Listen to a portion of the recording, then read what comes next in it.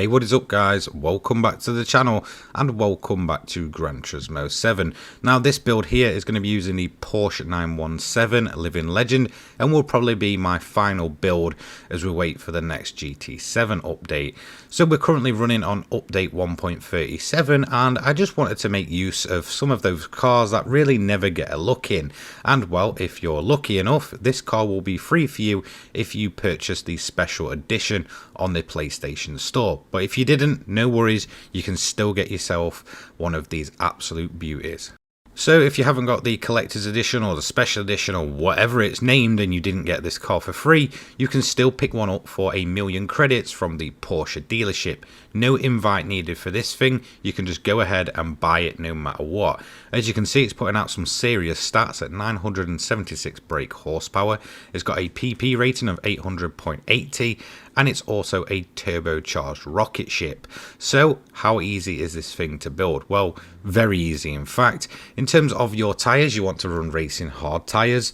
Then moving down, you want to use a body height of 95 front and 110 at the rear. Anti-roll bar 5 and 7. Compression is 27 and 35 and expansion is 35 and 45. Natural frequency is 390 and 4. Negative camber angle 2 and 2.5. Toe angle is 0.05 outwards at the front and 0.15 inwards at the rear. This suspension setup is mimicking my Porsche 962C setup. I've tried to kind of carry that one over. Initial torque is 5, acceleration 10 and braking sensitivity 15. Fully customizable racing transmission installed. I've set this to 380 and not done any adjustments to it. So again, it should be pretty fine. As you can see, fully customizable ECU is standard, I believe, and you are not restricting power to this build. 487 downforce front and 750 rear. And then as you can see, that is literally a super simple setup.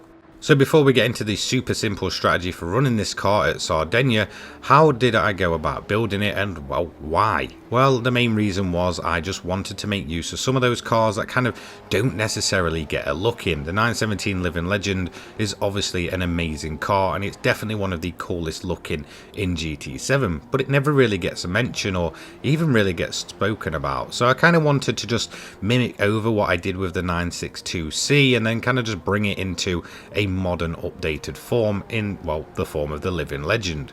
So to be quite honest, if you have seen that build and you wasn't a big fan, then this one probably isn't for you. This is a very stiff car, but it is definitely made for some very high top speeds.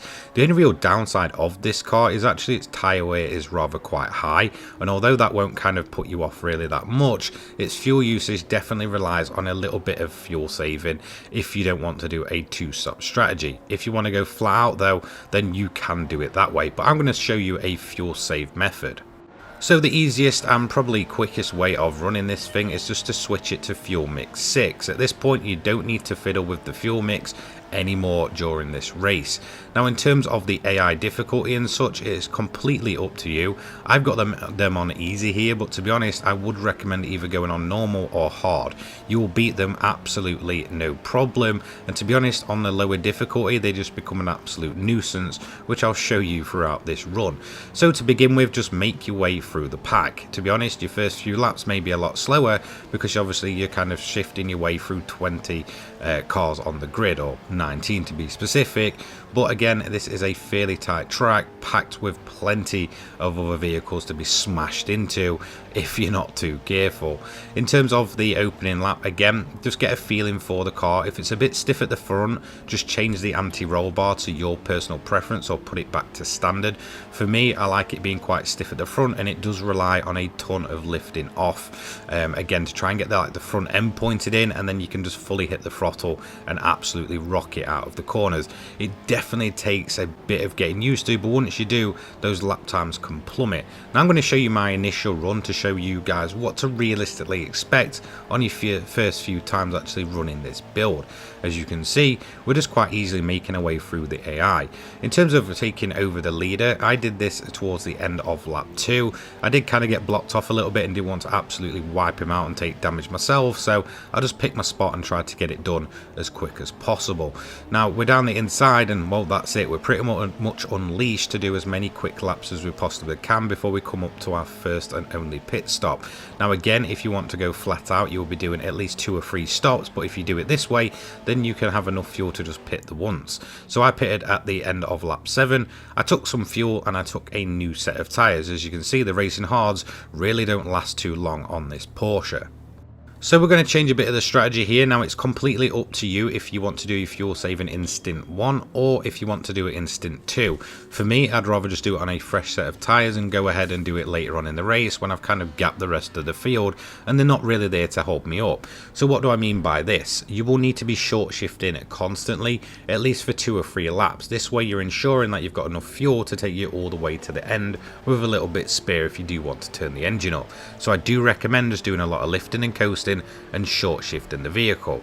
Now in terms of the AI, they are honestly pests, and this is why I'm going to show you exactly why I don't recommend having them on the easy difficulty. They are an absolute nightmare and they will make a ton of mistakes, as you can see here, just absolutely getting in the way and just causing a ruckus. So please just turn the difficulty up. You're not going to be missing out on much. You're not going to be, you know, running into them and running into the back of them at random or having them just not move out the way. At least they'll kind of maintain a bit more pace than sort of dawdling around in the later stages of the race.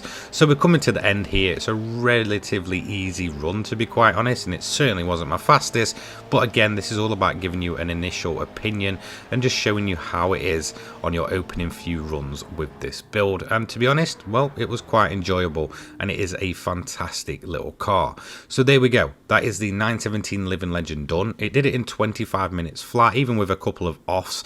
So honestly, if you're doing a decent run, you can kind of expect anywhere from kind of the mid 24s to high 24s at the most. This definitely wasn't a great overall run.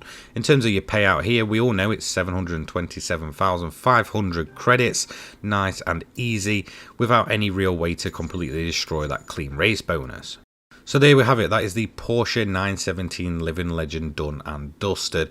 And to be quite honest, like I said, I just built this one just out of, you know, curiosity mainly, that I just wanted to try a car that, whilst I absolutely love the look of it, it just never really gets a look in terms of any of these longer events. Most of the time, if you're using this, you're going to use it in a max output and be running around in those 5-minute events, absolutely destroying the likes of Volkswagen Beetles. But I wanted to make a little bit of money with it, and well, here we are. This is the final build for this car, mimicking that Porsche 962C, which we built a few weeks back.